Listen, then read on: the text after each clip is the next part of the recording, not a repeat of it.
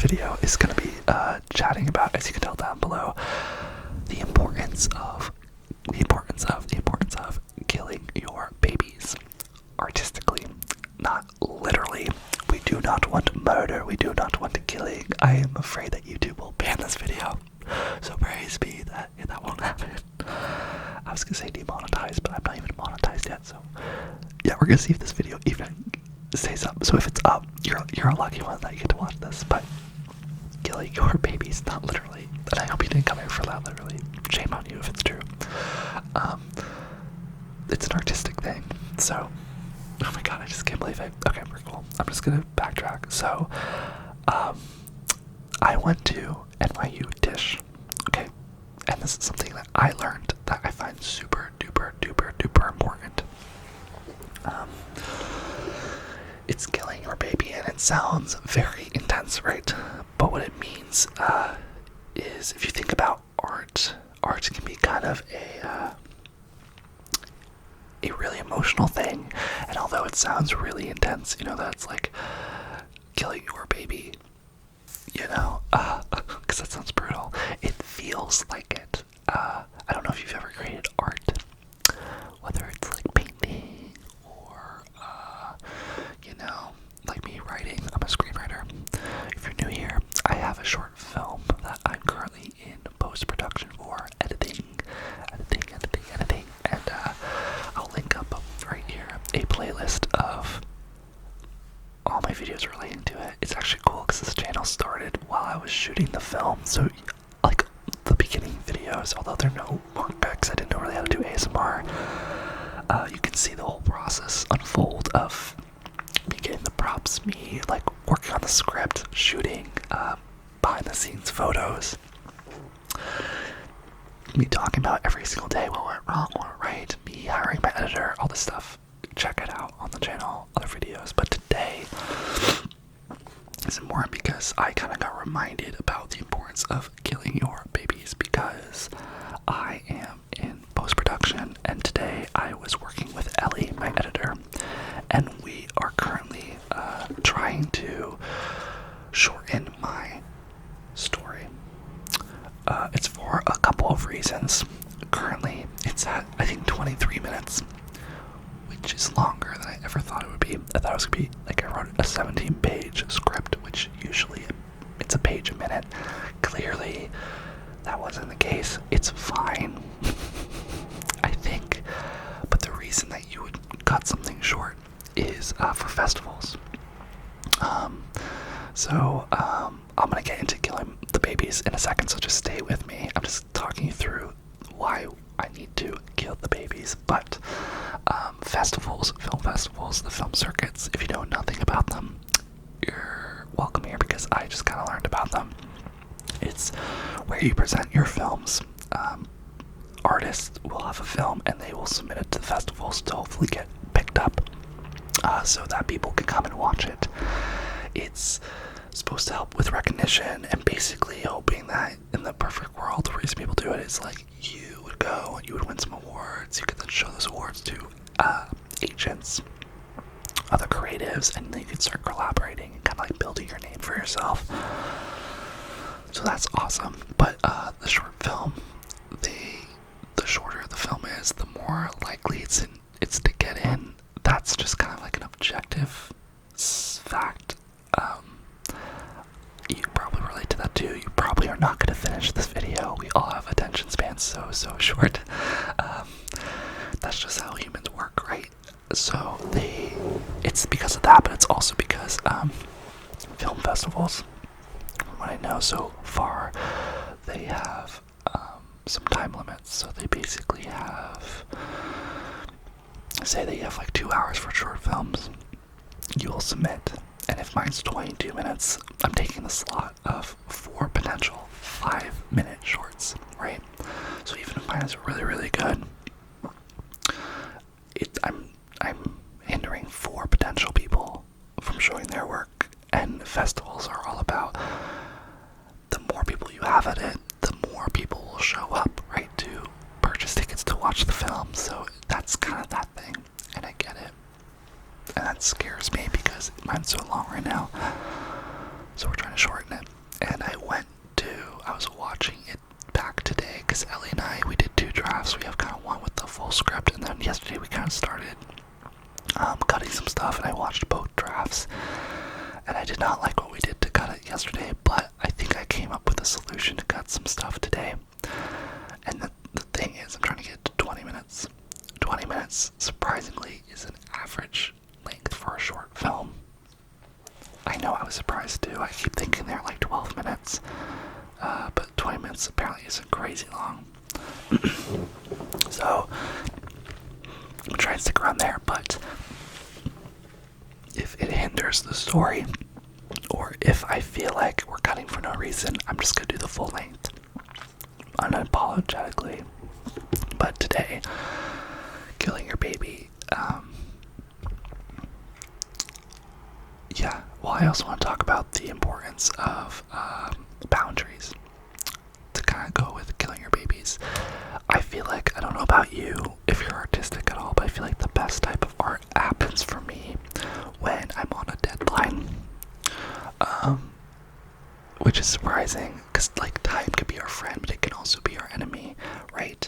I made this analogy, I'm glad you won't see me suffer. I literally forgot who a striker was. So we're gonna do a soccer analogy, okay? So think you're on a soccer field.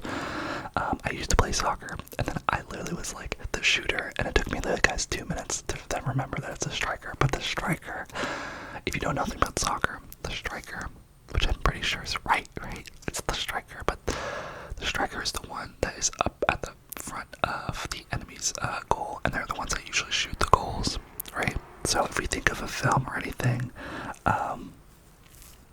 like that, I'm just trying to be not redundant, but if we think of a film like that, or art, you know, or we can be creating it for as long as we want. If you're like me, we're creative people, we love creating things, and it can kind of always keep going on because that's just who we are, right? Which is fine, it can be very therapeutic, but sometimes you need, and this is where the soccer analogy happens, if everyone on your team is like, the midfielders and defenders are passing it around, right, and then no one shoots the goal, it's like nothing happened, right? Like there was no reason for playing the game, except for having fun, which we're all about fun, and especially on this channel, fun, dance with me, fun, we like to have fun, you like to have fun, like fun's everywhere. Art should be fun, art can be therapeutic, you don't need to share everything, but some stuff you need to execute, and time, deadlines give you an opportunity to execute, and that's why they are important. So I'm trying to execute a deadline for picture lock on April 1st, which John made fun of me because one of you guys, a subscriber named John, made fun of me because I was like, a picture lock is when we lock picture. But you know what? Some of us don't know, and I didn't know either. But yes, it is literally when you lock the picture, what it looks like. And then what we do later is once it's locked, then we bring in sound. I have a sound designer coming in who will do all the fun sounds and ambiances, and I have a composer who's going to be throwing music onto our locked picture. So that's exciting, but that's April 1st. So with these deadlines, it's stressful on your mind and also physically. I've just getting way more stress. It eats up your whole mind, y'all. If you're an artist, you know that, and this is why I love art and writing. It's because the fun of it's creating it, right? But the more fun of it is that it lives with you. Like it lives with you until you get it out to the world. So when you're writing a script, you view your whole world through that lens of that script. When you're painting, you probably view your whole world through the lens of like that art painting and everything. And that's a really fun, euphoric place to live sometimes, as long as it's not a dark piece of art that you're looking at. I don't know, but I enjoy it. But yeah, so killing your baby. So with these deadlines come responsibilities, and things crystallize, which is crazy. I don't know if you experienced this at all, but when you have deadlines and you're like, okay, I need to shorten this, your mind begins to not see it as a threat, but kind of, the stakes are risen, like a story, the stakes are risen, and you begin to become more creative with your solutions. So because of that, I recommend that if you're ever stuck, if you ever feel like meh, the solution is giving yourself a deadline, which sounds anti-solution, right? Because you're already stressed out and you're like, Nick, why the fuck would I, stress myself out more with a deadline? And the answer is because those deadlines, when you get closer, help you crystallize the meaning of your story. And I promise you it's true, because when I started production for this, so I wrote the script, and then I was like, on this day we're gonna shoot, and I told everyone, and I, had money for it from, I crowdfunded. I reached out to literally every person I knew, and I fundraised the money on it. And so I had all these people being like, I just had all these people I had to fulfill, right? Which was, I did it on purpose, because I knew it would force me to just do it, because I had to do it for other people, right? And I promise you, it was so weird. I was like, the script doesn't make sense, but when we got closer, I started reaching out, doing the things I should have done a long time ago, but I was scared to do. I started reaching out to friends, mentors, and people. I was like, read the script. How can I make this better?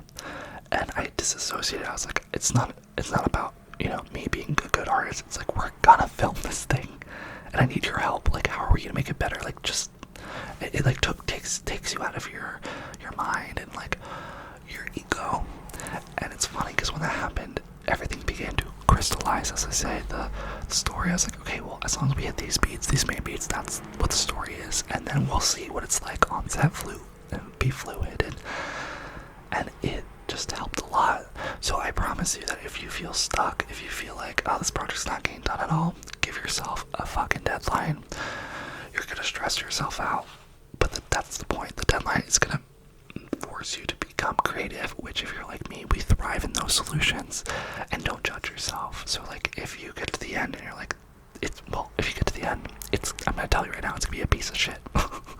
It's gonna be bad. It's just like, it's gonna be bad. Art is bad. Art does not become good until you edit it, you like go through different revisions of it. Okay, so like, it's one thing to just, if you create it, that's so kudos to you, so awesome, so fucking awesome to do. That's like literally just the creating of art, and then to make it the art you want to, it's just like fine-tuning, and it's every day, just kind of like dialing in at it, and just honestly, it's just having faith.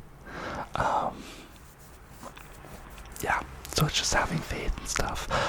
Sorry, I just got a text message from John, who I talk about a lot on this channel. If you're new here, you will also see videos of me slowly integrating him as a friend. We became friends because of my short film. Y'all, so this is a message for you. I'm gonna talk about killing the baby in a sec, but this is a message to you. Make that art. Do the art you want, because it's also gonna attract friends and people that you want in your life. I'm friends with my DB. I'm friends with John, who texted me, and he just texted me like a song, and he literally just wrote, LOL, I just cried to this. So I'm just saying, it's a vibe. But killing your baby, so we are at a deadline of April 1st, right? I'm trying to shorten it. So today, that's what I'm kind of saying. It's like, we're getting to a deadline, and I'm pulling myself personally away from it. I'm like, okay, well, we need to make it shorter. If we need to make it shorter, what can I do? And I watched the movie today, and I was like, okay, well, what if we did this and this and this and this? And I was like, okay, let's just do it. And I'll talk with Ellie tomorrow, and I think we're gonna see what that looks like. And the thing is, like, we're gonna see what it looks like, and if it works, it works, and if not, it doesn't. Like, no failure in trying, because at the end of the day, we'll just have the story out. But it's interesting realizing that, and it all comes down to killing your babies, because, it makes me think, when I was doing that, I was like, you're always like, well, like, should I keep the thing I love? Like, should I keep that scene that I love that, like, doesn't really add much to the story, but it looks good, it like raises the stakes a little bit, it's a little redundant, but it like is awesome? Or do I cut it, and do I allow the piece to breathe? Do I allow myself to trust the audience to infer some things that, we don't have to literally hand out all this information? And that's a cool place to live, and that's where we're living right now, and that's what killing your baby is, right? Because you're like, do I hold on to something I love, or do I kind of like get rid of it? even though we spent like half a day filming it, and like, it's hard. This is kind of a hard thing, y'all. I'm trying to figure this out. So I come from an acting background. There's this girl that's in the film. We would be cutting basically her only scene in the film, which is fucking hard because I know what it's like to have stuff cut and it's not awesome. So I'm trying to, it's weird because I also know I shouldn't be thinking like that, but I am.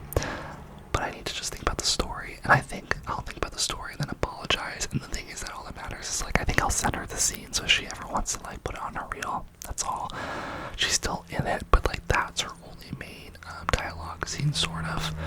She's kind of like, yo, just look through flowers and you'll see me read the script and you'll see who it is. It's Julia.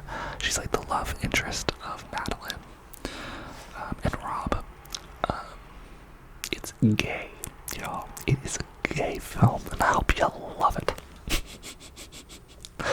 Yes, we are a queer channel, and queer can mean like you can be straight as fuck, but I love you, and you can be gay as fuck, and I love you, and you could be no idea who you are, and I love you. That's what this space is we just are humans loving each other, loving the world. And I talked in another video, I think it's about how I lost my friend, but so check out that video where I talk about love and the idea of, this is where a lot of art stems from for me, this idea of like what love is, you know, romantic love, platonic love, and the in-betweens. And first off, I hope you don't think about love as much as I do. I kind of can be obsessive about it, but I hope that you realize that there is a spectrum, and like all that really matters is not being afraid by love, but allowing people to give it to you, and allowing yourself to give it to other people. And it shouldn't be, you know, explicit to their sexual orientation, their gender, their color of their skin, right? It should just be based off of, I say, good vibes, which kind of kills that whole momentum of like that nice speech, right? But I think just feeling people out, trusting your gut, and I think you can easily tell if you're new here. You can kind of get a sense of, if you look at my other videos, you can kind of get a sense I'm kind of spiritual. It's cool if you're not spiritual. That's so sick. I'm spiritual. I don't know if I believe and I believe in the universe, and that could be like God or whatever.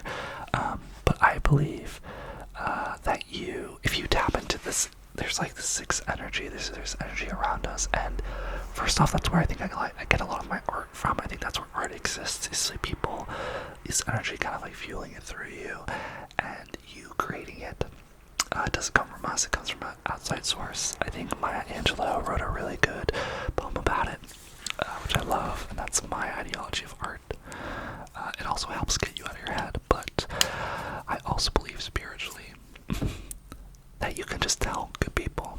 It's like weird, you can kind of, I don't know if you believe in auras. If you don't know what an aura is, it's sometimes you can see people's like color around them, and it's scientifically true that we are emitting like a color frequency. And maybe one video I'll teach you how to do it, because I've done it. I think I've only done it once, and I know what happened. But yeah, that's what I'm basically saying, is that we should love each other, right? And not be afraid of it. Just not be afraid of it. I think that's the thing too, and I think you'll know just by sensing if people are good or whatever. And the tricky thing is to also love people that are not good. That's very difficult, to love people that are mean to you. And fuck that being like abusive shit. No, I'm not talking about that. Like, we're not gonna love people for being like a dick or rude to us, but we're gonna love people from a distance. Like, you don't have those people in your life, but you can love them from afar and be like, hey, I know they're going through a hard time. I get it, life's hard. Do I agree with their choices? Hell fucking no. Do I want them in my lives? Hell fucking no. Do I deserve better? Hell fucking yes. But I can still love them and not hate them, you know? Because, we're getting deep, but the thing is, everyone just thinks about themselves. And that is the most freeing thing I've ever learned. Is I think I read that from like a Brene Brown book or something, but like it's so true. Think about your life, but you think about yourself way more than you ever do anyone else. Which, fuck you. You should be thinking about me more. No, I'm just kidding. But you do, and there's nothing like wrong about that. I think about me more than I do probably other people. It's a survival thing, right? If you actually acknowledge that, and if you actually think what I just told you, that everyone just thinks about themselves. They think about, oh, what are people viewing me like? You know, like what are they thinking about me? Like it's all that, right? Every single person in this world, including you. If you realize that, then if you can change that narrative and that importance of you just focusing on you, you become free. You become free. You become free of caring about what other people think of you. You become free of stress and worry and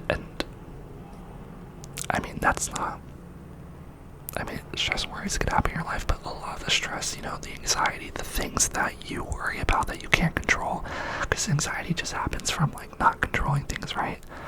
But I will tell you, I had a really deep talk with Miles, my DP, yesterday. He came over because we're starting reshoots, so we were doing,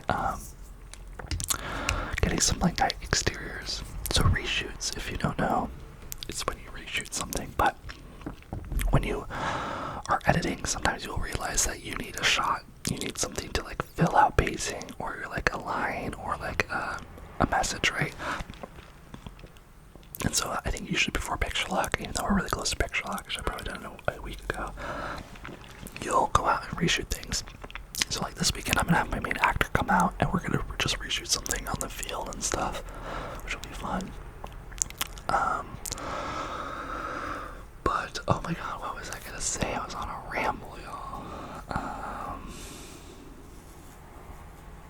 But yeah, I just think like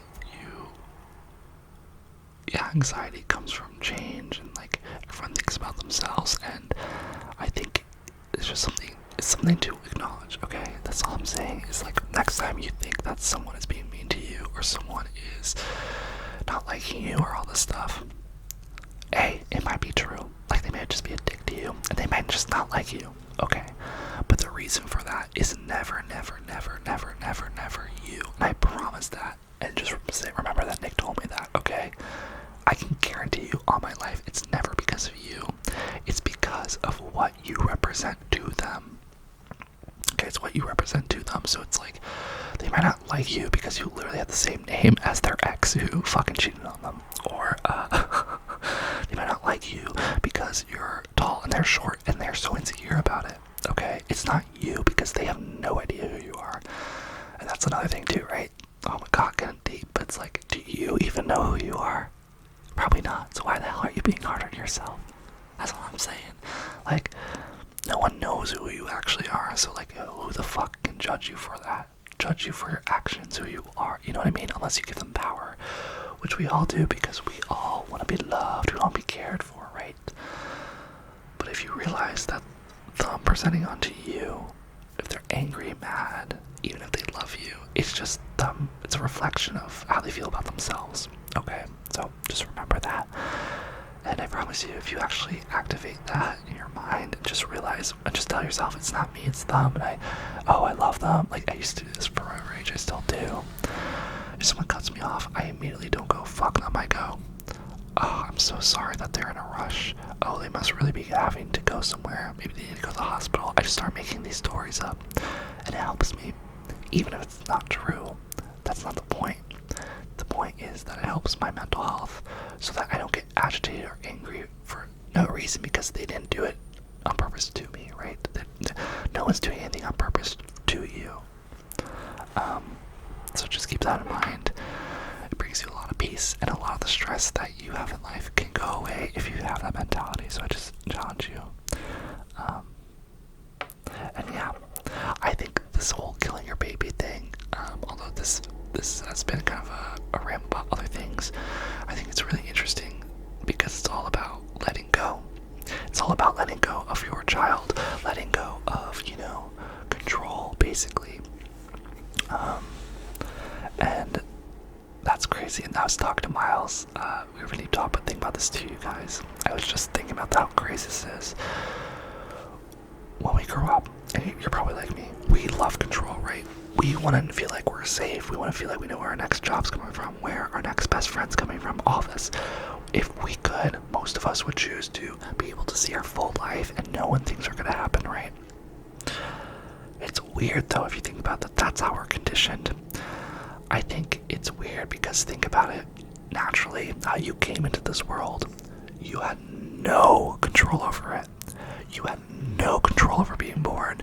And even crazier, you had no control over the first 4 years of your life. Like, you weren't even conscious. I don't know if you've seen like the TikTok videos or Instagram videos, you know, where they're like, it's like a guy like dance, he's like just like standing and whatever, and then it gets like zoomed in on him, and then it's like and consciousness pops into his head, and he's like, where am I? And then there's like another person being like, we're on the moon. Or like another kid's like, look at me, eat Oreo. And then you're like, where the fuck am I? Like, I don't know if you remember that. Like, think about your very first memory. Obviously, when you get older, your memories turn into the memories of you last remembering things, so everything's filtered weirdly. But what I'm saying is that you had no control, and you were totally fine. Okay, you were totally fine. You were more than fine. You were living for fucking 4 years without knowing about it, okay? Just remember that, and remember that that's where you came from. You came from a place of no control, and you're still alive. And you're not alive because of the controlling, although it might feel like it. You're alive because, I was gonna say luck. A lot of it is luck. You're also alive because of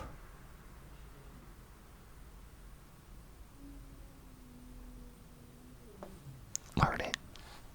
You learn, and I think people think learning is controlling, and it kind of can be, but no one knows what the fuck they're doing.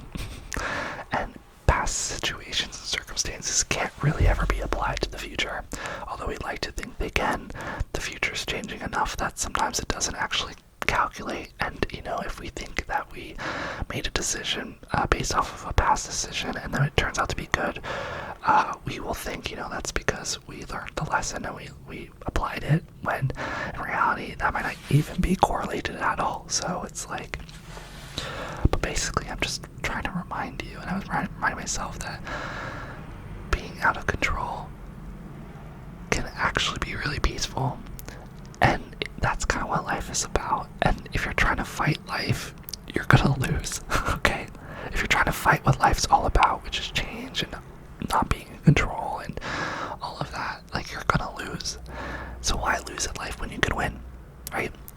And to win at life means to acknowledge that you're out of control, and to just take every moment by itself and just appreciate that you're alive and where you are, and that you're learning and growing. And although it's uncomfortable, you are strong enough, you are important enough, and you are by far loved. You can even not be loved by anyone on this earth. You are loved by the universe, by God, whoever you think created you. You are here for a reason, and your body loves you. You're alive for a reason, because so much energy loves you, and people do love you. They really do. And just fucking remember that. Just remember that, and just know that you're your worst critic and enemy, and like, no one ever thinks as hardly about you than you do. And by hardly, I mean like having shitty thoughts, like as critical as you do. No one thinks as critically about you as you do. So it doesn't help that you're super critical about yourself. Be easy, and like, you don't need to suffer. You don't. Like, even me today, my first video, I was just being critical, and I literally was like, oh guys, sorry for my appearance, I just came from the gym, sort of. And you don't give a fuck. Maybe you do, and you're like, Nick, you look ugly. Do I fucking care? Do I look like I fucking care? I know I look like I care, but I don't. Sorry. Don't give a fuck if you think I'm attractive. If I'm not attractive, don't give a fuck. Because I love me, and I love myself, and I don't want to be critical. But actually, like, think about I don't look good. How often has it been that you've been thinking the same thing when someone says that to you? Like, never, right? You're always like, why are you thinking that? Or like, I didn't even notice. So acknowledge that, so that the next time you're critical about yourself, no one's actually thinking that about you. So it's like, why even the fuck bring it up? You might do it for self-validation, and that's fair. Validation's a process, right? Like, sometimes you need people to give it to you, and then eventually the goal, right, is that you learn to give it to yourself. Be easy if that's on your path right now. Like, that's fine, but you should try to get to a place, and it's all about maturing, trying to get to a place where you can look yourself in the mirror and be like, you know what, from all the societal beauty standards are kind of fucked up, but I think you're sexy. Or I think you're hot. I think you're smart. Are you a little ditzy? Yeah, you can be a little ditzy, but I like that about you. I like that you're kind. I like that you can be a little naive sometimes. I love that about you. You know, it's like, you have all these character traits that are quirky and weird and make you special, and that's a blessing. It would be so boring if you were just like it. You can't even be like everyone else, honestly, because everyone's different, right? But it'd be boring if you tried to be the perfect societal person, because where's the fun in that? Life is just a GTA game, y'all. GTA game, but no murdering and no killing. Even though I'm saying about killing your babies, don't do that. Don't do that. Don't do that. This video is not for you. If it is, go check your life, go to therapy, and go to an institution, please. I don't want you killing nobody. Not on my channel, not on this world. Don't do it. You can maybe go on a video game like COD. Y'all, I used to play COD as a child, like Modern Warfare 2. If you are an OG and you played that, tell me in the comments. Fire game, fire game. But my mom used to be really worried because I used to play it like when I was 8, really young, and that was when all the school shootings was happening, which is, I can't believe we live in that world. Lots of lessons to be learned, right? Mental instability can kill people, can take lives, and that's something we're always apparently need to be taught. But she always thought that it was bad for my mental health and I would become one of those people because I played those video games. I don't know if you're ever like that, but I didn't. Mom, hi mom, I am a lover, not a killer. So I was gonna say not yet, but I'm not. I'm never gonna be, unless you attack me and you attack my family. Then I'm gonna come John Wick your ass. You know, I'm gonna be like killing the dog, just pew pew pew pew pew pew pew. But yes, I hope that you are doing well. I guess this is gonna be the end of my ramble. This was a lot of different topics. Let me know what you liked learning about, me talking about, and I'll expand on it. I'm trying to look for more ramble topics to talk about with y'all. But yeah, lots of love. Wish me luck on my project, and I wish you luck in any adventure you're doing. And I wish you luck in any artistic field. And I'm just so happy you're here. And I'm happy that my voice is hungry and I eat, but I'm happy that you are alive. I'm happy you're breathing, and I'm so happy that you're gonna do a nice thing for a person tomorrow, and they are a very lucky human being, and thank you for doing it. Thank you for all the kindness you give to others, and thank you for just being your weird self, because y'all, please be your weird self, because by being weird in public, you allow others to feel like they can be weird too. And I don't know about you, but when I'm doing weird stuff, I feel like it's fun. We need to have fun in this life, like we used to do it as kids. Bring it back, so feel free to be weird. Not for you. Do it for all the people around you, to remind them we're on this fucking rock in the middle of a fucking space, floating, spinning.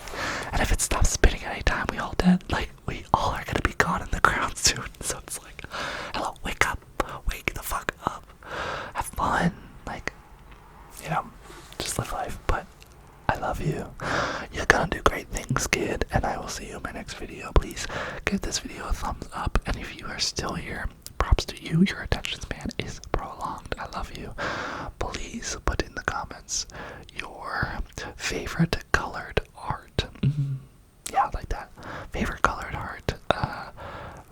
I want to know what your favorite color is. That's basically, just put an emoji in the comments with a color. That's your favorite color, and I'll like the color that I like the most. And if I don't like yours, sorry, your color sucks. Yeah, but like the video, subscribe, hit the bell if you want. I do a lot of videos. I do a video every day of the week. So we'll probably change soon. We'll probably change to maybe like every other day or like 3 a week, just because I want this to be. Well, we all just go through life, so that's why. But yeah, hit the bell so you get notified, because sometimes YouTube's stupid and like I see all the analytics. It's like sometimes all these videos will get to y'all, and a lot of the times they won't, which is, I was gonna say fine. It's not fine, but it's okay. I still love making these videos. I'm not really all about the views. It's more just so the videos are supposed to. People are supposed to see the videos they're supposed to see, right? To help them, and that's what that's all about. But if you really want to stay up to date with my life, the projects I'm doing, make sure you hit the bell and make sure you subscribe and just come back.